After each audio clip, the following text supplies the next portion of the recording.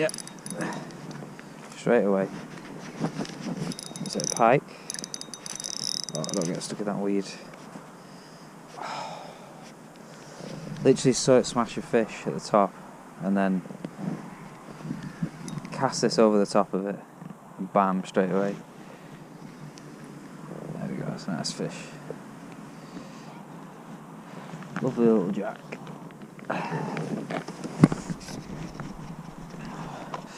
Not set my net up, which is great.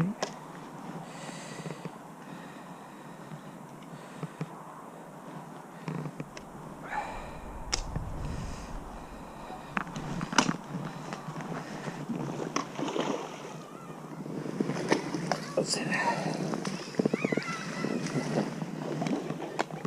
Oh yeah. There we go. Lovely little jack pike. Couple of pound. Great sport. And it smashed the little pink creature bait straight off the first cast. But yeah, let's get this thing back. Lovely little fish.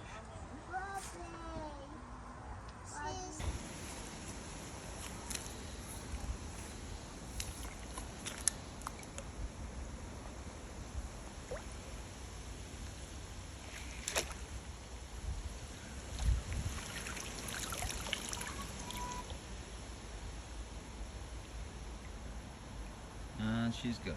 He's gone.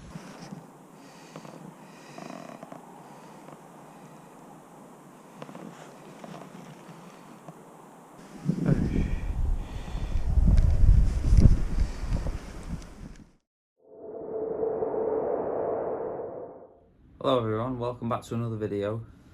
Today I have just run out of line on my spinning reel on my light lure rod, and I thought now's the perfect time to show you how I put braid onto my spinning reel. So yeah, let's get into it.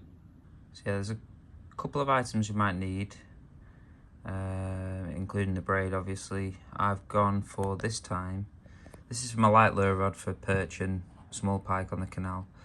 So this time I've gone for this Berkley Sick, and it comes with braid and fluorocarbon for the leader.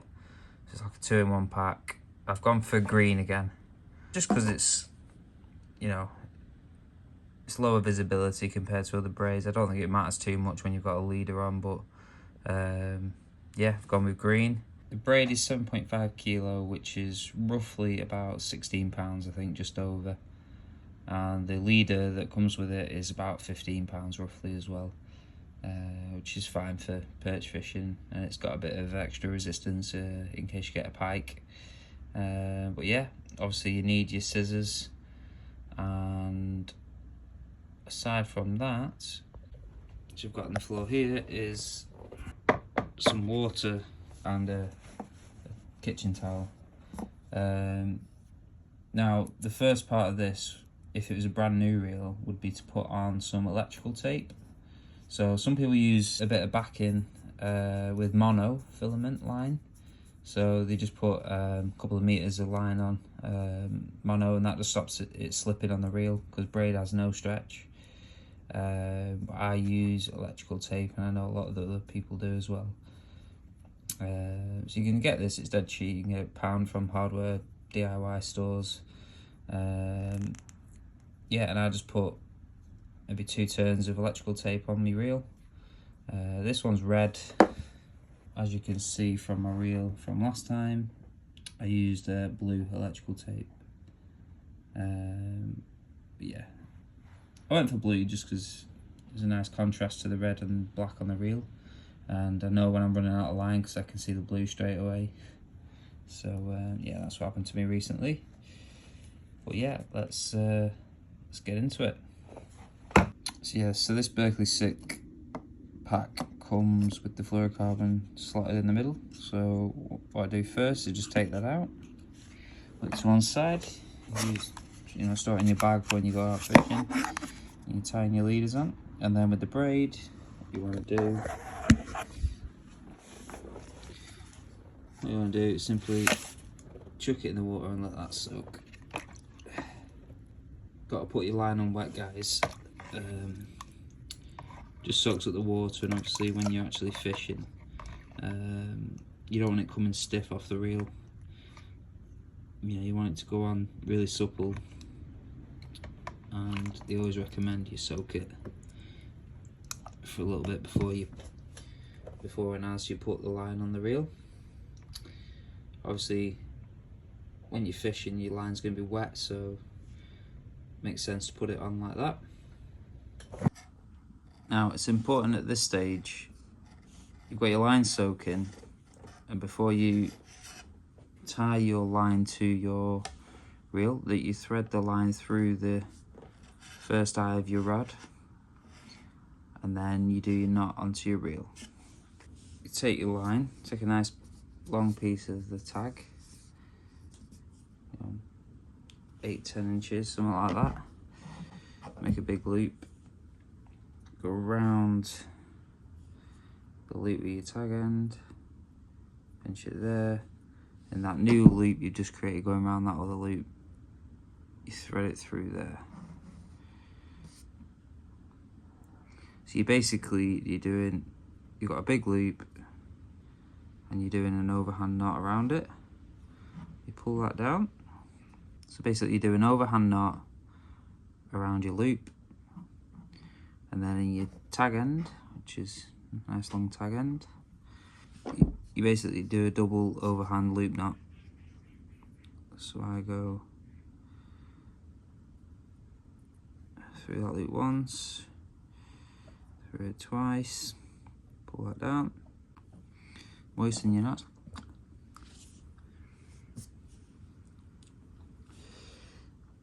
and then you take your loop, put your loop over the reel, and then you just cinch it down. And you'll notice as I pull this down tight, the second knot joins up to the first knot, and then you can just cinch that right down.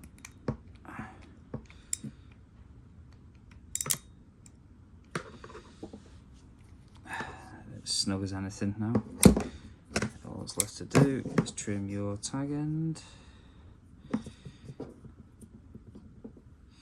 You can, even if you really want, if you've got enough tag end, just do another overhand loop knot and tie that right down, just to seal it in place. There you go. So just trim your tag end here.